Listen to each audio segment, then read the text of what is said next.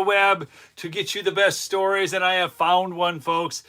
Breaking, actually, story involving Jack Smith and one of his top deputies. And a criminal referral coming in. But folks, do me a favor, please smash that like. Do chat in with where you're from. Love to always see who's on the stream. I already saw somebody from Arizona was on the stream. Home, Jim Wilson 4088. Jim, you got some private land down there? Can you invite me to go elk hunting? I've always wanted to go elk hunting in Arizona. Just saying. Just a thought. Anyways, again, please smash that like. Oh, and as people are joining the stream, I see we've already got 40 on, but as people are joining the stream, please go check out my sponsor, MyPillow, mypillow.com/lumberjack. Mike Lindell needs your help. I mean, they have destroyed his business, attempted to destroy it. He's still hanging on, but it's significantly smaller. And he is running early Black Friday specials with free shipping on your entire order for the Lumberjack audience. That means you can get blankets, comforters, and duvets for as low as $25. The slippers are only $39.98, and they come with the free leather protectant. Blowout sale on the MyPillows, $14.98. Get your Christmas gifts from people who like you, okay? The Children's Bible Story 5-pack of pillows, $29.98. The things are awesome. They got the paintings of the Bible story. Then you can read the Bible story on the back of the pillow to them. He's got health and wellness products, the Rev 7 energy drink, and so on. All right. I got to get to the news, though, because I'm excited about this news, folks, because there's nothing I love more than criminal referrals right now to the Justice Department. And here's one of the things, and I want to mention this. If you remember, in the waning days of the Biden administration, we were always so upset because it was like, wait. Congress is saying all these things are bad. Why aren't people going to jail? Why aren't people being prosecuted? Does somebody in the chat want to answer the question? Because there's something quite sad about our Justice Department, something quite sad about our justice system that I think needs to be addressed here. If Congress is showing criminality, if they are holding hearings and investigations and they are getting answers, or people who are unwilling to answer questions, and the criminality is being exposed, shouldn't the Justice Department then automatically just start investigating that crime? Why does it take, or if the Republicans give Merrick Garland a criminal referral on obvious criminal behavior, but the problem was it was Merrick Garland. Okay, the difference now, folks, we have a Justice Department that is willing to take up the criminal referrals. So don't lose heart. These criminal referrals just started. People are like, why isn't everybody in jail yet? Because court cases take time. That's just a reality. But we do have a big criminal referral of one of Jack Smith's top aides. His name is Thomas Windham. He's a career federal prosecutor. I watched a segment of him on MSNBC. And on MSNBC, this career federal prosecutor, they spoke very highly of him on MSNBC. Oh, he's straight down the line. He's your traditional classic federal prosecutor, all of this. He was involved in the investigation, into Jack Smith's whole deal with the 2020 election and alternate electors. Like, heaven forbid we should have alternate electors in case the real electors aren't real. And the January 6th riot, all that. Okay, on November 19th, 2025, House Judiciary Chairman Jim Jordan formally referred Windham to the Department of Justice for potential criminal prosecution for alleged obstruction of congressional investigation. Now, for those who are keeping score right now, and for those who are running around saying nobody's been held accountable and all this stuff, I want you to just think, how many criminal prosecutions do we now have? Okay, Comey, James, Schiff is coming, man. I'm telling you, Schiff is going to get a criminal referral. But do you remember LaMonica McIver? She tried to get her case tossed out of court just a few days ago. A judge ruled, no, you were actually, you got to go to trial. How do you think it's going to go for LaMonica McIver at trial when we've got the video of her pushing ICE officers around, trying to lead a riot, foment a mob against ICE agents? So we've got people will be going to jail. Again, please smash that like. Let's get some more people on this stream. Share it out. Chat in with where you're from, whatever. All of that helps. Let me go to an article from Politico. I'm going to read you straight from there. Jordan refers former Jack Smith aide to the Department of Justice. He's seeking charges on obstruction. Now, I want you to think back to Navarro, Bannon, the people from Trump's team who wouldn't answer certain questions in Congress. They were charged with obstruction. They went to jail, okay? And you're thinking, well, would that happen? Well, now we have a different administration, folks.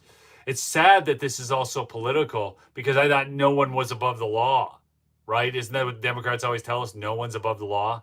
Yet their Stacey Plaskett can be texting Jeffrey Epstein right while they're questioning Michael Cohen, and Jeffrey Epstein's telling her good work. Really? Unbelievable. House Judiciary Chairman Jim Jordan referred a top aide to former special counsel Jack Smith to the Justice Department for criminal prosecution over obstruction of a congressional investigation. This is all leading. Jack Smith, you mark my words right now. Put it, bookmark it. What day are we on? It's November 19th. It's 12:42 p.m. Jack Smith will be getting a criminal referral. Okay? Just write it down. Neil said it, November 19th, 12:42 p.m. Jack Smith will be getting a criminal referral. This is all leading to him. Do you guys all understand that? Do you believe that, yes or no, in the chat? Okay? Do you think I'm right or wrong? Okay? He's going to get one. Thomas Windham, who was a senior assistant special counsel under Jack Smith, sat for an interview with congressional investigators in June and a deposition in September. In a Wednesday letter to Attorney General Pam Bondi, Jordan wrote that Windham declined to answer questions by citing a lack of authorization from her department, along with other justifications. But the DOJ had authorized his testimony before he sat for an interview with congressional investigators, Jordan argued. So I want you to think back to Bannon and Navarro because they wouldn't answer questions asserted through executive privilege, and Trump did not authorize them to answer the questions. This guy has been authorized. Do you see the difference? The Committee on the Judiciary writes to refer significant evidence that Thomas Windham, former senior assistant special counsel to Jack Smith, has, by his conduct during a deposition before the committee, obstructed a congressional investigation, Jordan wrote in the letter. This letter is part of a wide-ranging effort from Republicans across both chambers of Congress to, now listen to this is political, to target Smith and his office for their investigations into Donald Trump. Okay, no, we want to see Jack Smith brought to justice because it was a targeted investigation against an individual, not a crime, spearheaded by Merrick Garland, spearheaded at the behest of those in the West Wing who wanted to see Donald Trump go down. So that was truly political retribution. It was trying to silence us all. You do understand that, right? They were trying to silence all of us. And always remember, if you don't think your voice matters, then why are they working so hard to shut it down? Okay? Republicans have repeatedly argued that Smith's work constituted a kind of politicization of federal law enforcement, even as Trump has broken with modern precedent by publicly calling on his attorney general to prosecute his political adversaries. In July, Jordan subpoenaed Windham. No. Here's the difference again. We actually have the information. Okay, let me go to this one. Okay, James Comey, for example. Okay, Donald Trump just called this out because this is true. You remember Comey, okay? And Comey, Christopher Wray. Remember Christopher Wray was up on Stan. I'm going to Ray, Comey. They all just like saying to me. He stated over and over again, okay, that there were no agents in the crowd, right? Well, it was just revealed. And what happened to the white buses pulling up that Clay Higgins put on tape and was talking about? Clay Higgins, if you're in Clay Higgins' district, call him and ask him what is going on. Where's the investigation with the white buses? You said you knew who was coming out of those. Why don't we know that now? This is a different administration. Donald Trump said it was just revealed that the FBI, this was a couple days ago, remember this tweet? not tweet, truth. It was just revealed that the FBI had secretly placed against all rules, regulations, protocols, and standards 274 FBI agents into the crowd just prior to and during the J6 hoax. This is different from what Director Christopher Wray stated over and over and over again, folks. That's right. As it now turns out, FBI agents were at and in the J6 protest, probably acting as agitators and insurrectionists, but certainly not as law enforcement officials. I want to know who each and every one of these so-called agents are and what they were up to on that now historic day. Many great patriots were made to pay a very big price only for the love of their country. I owe this investigation of dirty cops and crooked politicians to them. Christopher Wray, the then director of the FBI, has some major splaining to do, folks. That's 2 in a row, Comey and Wray, who got caught lying with our great country at stake. We can never let this happen to America again. So obviously, the crime is already exposed. They were lying to Congress, right? They said, no agents in the crowd. No. I remember this. Now he's used weasel words. They're just sick. Anyways. In July, Jordan subpoenaed Windom to compel his cooperation after the voluntary transcribed interview. At the September deposition, Jordan recalled that Windom's attorney cited an unspecified First Amendment privilege, attorney-client privilege, a misguided belief that the committee had no legitimate legislative purpose for the inquiry, and his Fifth Amendment right against self-incrimination. Jordan argued that Windom's justification were unpersuasive. In fact, I'm going to take you to something else here now. Right here. So Jordan's committee, all right, is conducting an oversight inquiry into the special counsel's office. Okay, that's what's going on. And this all centers around the handling of the J6 investigation. But there were other investigations too. There was the documents case. Don't forget that one. Windom refused to answer, okay, but the DOJ had authorized through attorney Pam Bondi. Okay, so just restating some of these facts. Windom's lawyer, here was his take on this. He said it was political theater.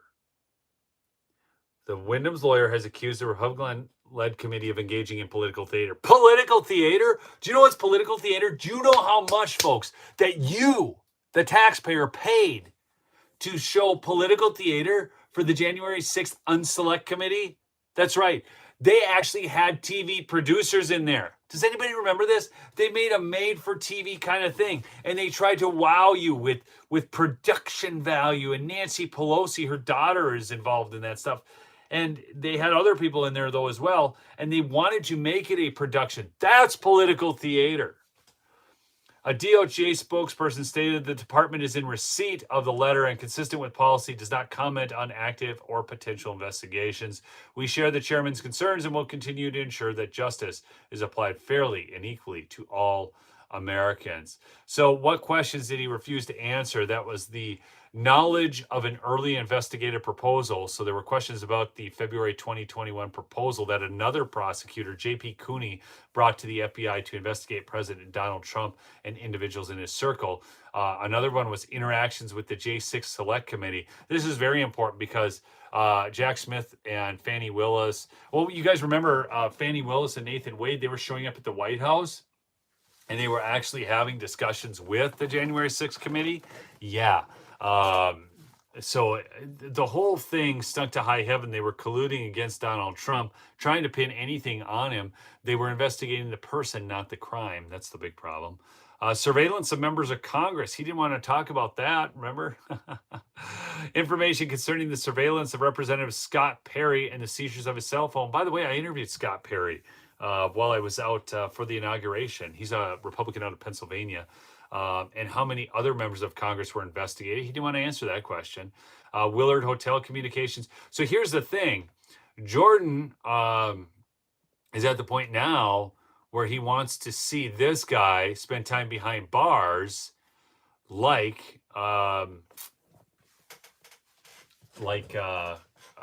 Navarro and Bannon did, because that's what they were brought up on. Okay. Earlier this year, I'm going to pull from the Gateway Pundit way down in their article on this. Earlier this year, it was reported that the Office of Special Counsel launched an investigation into Jack Smith for possible violations of the Hatch Act and illegal political activity. The Office of Special Counsel opened the investigation after Senator Tom Cotton earlier sent a letter alleging Jack Smith's actions politically harmed Trump during the 2024 election. So there's a lot floating on behind the scenes, but it all leads to Jack Smith, and it all leads to things not going well for him. I'm going to give you a little bit of other news, though, too, since you guys are on here. Let me see here. So I don't know if you guys saw this, but Linda McMahon made a video the other day talking about the Department of Education during the government shutdown. Nothing happened. Education went on. Well, she made that video. There was a poll done, and poll now indicates that the majority of Americans are supportive of eliminating the Department of Education. So this seems like a no-brainer now at this point for Trump. I know that's one of the things he wanted to do. Eliminating the Department of Education is now more popular, and that's actually a shift for Americans than before. A lot of that happened during COVID because of all the federal overreach into the education system, okay? So the survey by nonprofit Yes Every Kid Foundation, released earlier this month, found 56% of registered voters support dismantling the agency, and only 30% are opposed to it. That's a shift in the culture. It's a big thing. By the way, get your kids out of public school if they're in public school, grandkids, whatever, homeschool, volunteer for your kids. I mean, if they're both working, I mean, they shouldn't be. Mom should be home with their kids, but that's beside the point. If it is the case where they're not able to, as grandparents, volunteer, say, well, we'll educate the kids. Okay, we'll do school with it. It's not hard, folks. Come on. ABCs 1, 2, 3, especially with these grade schoolers. I can still remember how to do algebra. My kids come to me. I still remember how to do algebra. Pythagorean's theorem, trig, a squared, or geometry, a squared, b squared, c squared, all this stuff. Come on. This is just all good. The poll highlights widespread frustration with federal overreach in education. Voters describe the department as disconnected from classrooms and bureaucratic, with 87% trusting parents to make the best decisions for their children. Obviously, in California, that would only be like 50%. But anyways, voters are telling Washington something unmistakable. Families, not bureaucrats, should be at the center of education decision-making. Okay? If you just jumped on the stream, thanks so much for joining us. We just covered the thing about Jack Smith and his aide. Now we're on to a couple other good news. Also, it should be mentioned, do you guys ever wonder what happened to Ukraine? How many of you are wondering, like, whatever happened to Ukraine? How many of you think about Ukraine, Russia anymore? Seriously, I want to know in the chat. How many of you honestly are thinking, like, hey, what's happening in Ukraine? I mean, whatever happened to that thing? I thought we were so, like, this had to be won. I mean, this was the big thing. And, what's going on over there? Is there peace? Is Russia still bombing them? Are they still bombing Russia? What's going on? Okay, so somebody was wondering. Okay, a couple of you. Check this out. Donald Trump's administration has secretly been working on a 28-point Ukraine war peace plan. In fact, they're over there right now. There will be peace between Russia and Ukraine, and that's a good thing. You don't want to send your dollars over there for nothing, but you do want peace. You know why? Because young men are dying, both on the Ukrainian and the Russian side. The Ukraine has lost basically a generation of young men. A generation of young men. It is sad. And if you don't see the sadness of that, I'm sorry for you, because it really is. It's terrible. So here we go. I'm going to read to you. U.S. secretly working on 28-point Ukraine war peace plan. The United States is working with Russia to drop new plans to end the nearly 4 years of all-out war in Ukraine, according to a new report. The new 28-point plan broadly focuses on a peace settlement for the Eastern European countries. Security in Europe more widely guarantees built into future deal with America's future relations with Moscow and Kiev will look like. Newsweek reached out to the White House, the Kremlin, and the Ukrainian presidential office for comment. Ukraine and broader Europe have long been concerned that they will be cut out of talks to land on a settlement to bring the war to a close, and that the U.S. brokered deal directly with Russia could damage their interests. President Donald Trump has broadly overseen a thaw in relations with the Kremlin, most reluctant to force Russian President Vladimir Putin to compromise at the negotiating table. Although the White House did institute fresh sanctions on Moscow last month, and Trump has criticized Russian missile attacks in Ukraine. That's important to note because the press always tells you that Donald Trump is Putin's buddy, right? He's Putin's bro. Hey, by the way, speaking of bros, did you guys all see Elon Musk is back in the White House and Trump is chumming with him again? I'm telling you, if you can't, folks, are you excited about that? I am, because we see all these stories of division within the movement, right? And then there's these, fractures between, different Republican sects and all this kind of stuff. But folks, I am telling you, this is awesome. If we can bring unity back. Doge was one of the most exciting things I've ever seen. So Elon Musk, Department of Government Efficiency, was fantastic. And now they're hanging out together again. So I'm very, very, very excited about this. One thing I found about Donald Trump, he may talk tough, but he has actually been fairly forgiving of people, willing to invite them back into the fray. Maybe I was sometimes too much, so some would argue with certain people. But anyways, a U.S. official told Axios that Trump's special envoy for Russia, Steve Witkoff, is taking the lead on the plan, working closely with Russian negotiator Kirill Dmitriev. Dmitriev, the head of Russia's Foreign Sovereign Wealth Fund, has been a prominent party of negotiations. Okay? We feel the Russian position is really being heard, Dmitriev said. This is likely to cause alarm in Kiev as Ukrainian officials have a mercurial, often fractious relationship with the Trump administration. Trump has seemingly flip-flopped in his view of Ukraine. That's what they say, but it's not. Trump is actually using a certain negotiating tactic, folks, instability, causing both parties that are unstable themselves to actually stabilize because they don't feel they have sure footing with Donald Trump, and then they have to actually come to the table with real solutions. Witkoff spoke to Rustem Umerov, the chief of Ukraine's National Security and Defense Council, about the plan earlier this week, an unnamed Ukrainian official told Axios. Trump may be taking Putin's temperature, probing whether the Kremlin is becoming more receptive of peace talks. And the talks do seem to be advancing. So right now, let me see who just went over there. I've got to pull back on this.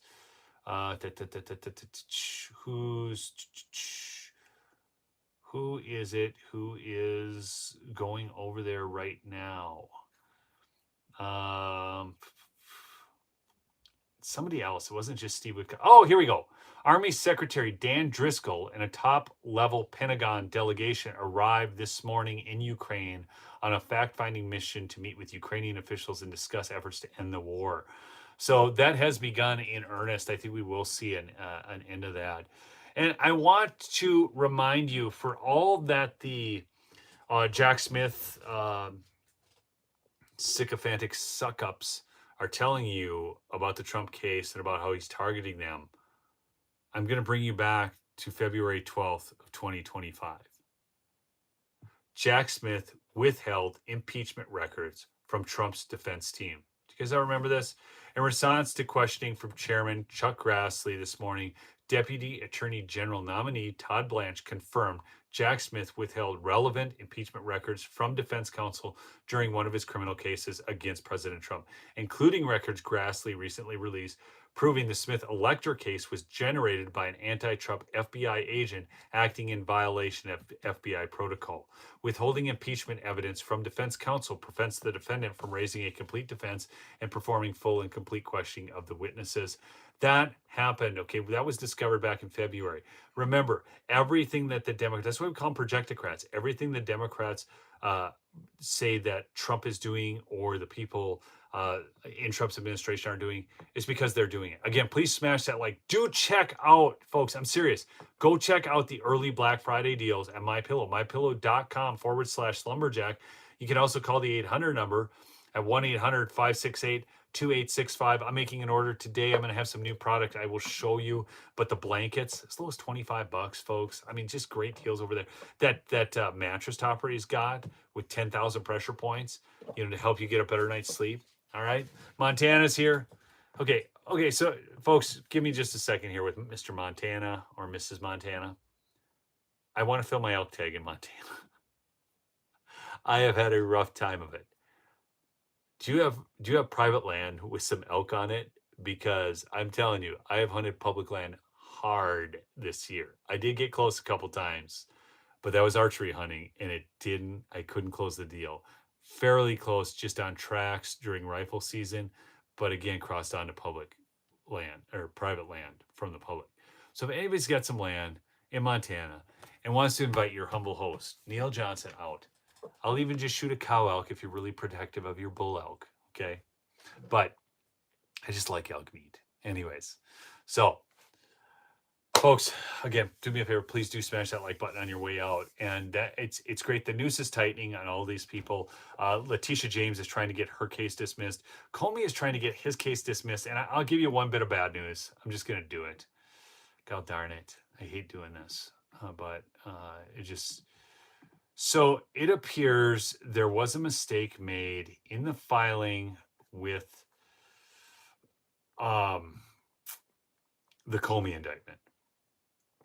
The DOJ has admitted in court that the full grand jury never reviewed the final Comey indictment. Now, the case itself is good. They've been trying to throw shade on the case, but I will tell you that a judge in this case may be looking for a procedural way to dismiss this. Doesn't he want to decide it? I'm just saying, this stuff happens. So the Justice Department on Wednesday admitted that the operative indictment against former FBI Director James Comey was never presented to the full grand jury, a procedural error defense attorneys say should bar the prosecution. The admission came under sharp questioning from U.S. District Judge Michael Nakamanov after several judges overseeing parts of the case had raised concern about the government's presentation and apparent discrepancy in the grand jury record. So I'm going to do something here really quick. We're going to look up this judge. Did my Montana person respond? Are they inviting me out, Connie? Anyways, so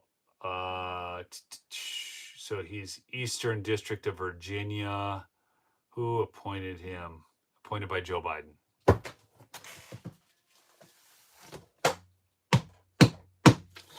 So there you have it.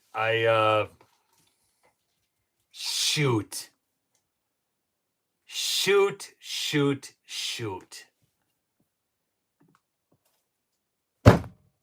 God darn it. Instead of presenting a new indictment to the full panel after it rejected one of the counts, interim U.S. Attorney Lindsay Halligan gave the grand jury's four-person an updated version, not seen by the other grand jurors, to sign. This guy's going to try and dismiss this on procedural grounds. He's a Joe Biden appointed judge.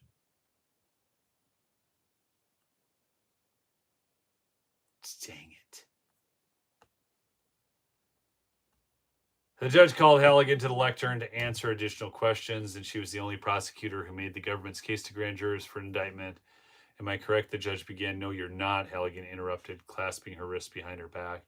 She said the grand jury foreperson and a second grand juror were present in the magistrate's courtroom. Recalling the proceeding, the judge said he was familiar with the transcript and directed her to sit down. So it was not strictly the grand jury foreperson, but a second grand juror was there. I would think that should have been presented. Told the judge the apparent error calls for dismissal because no indictment was returned. They are just trying to get this thing dismissed.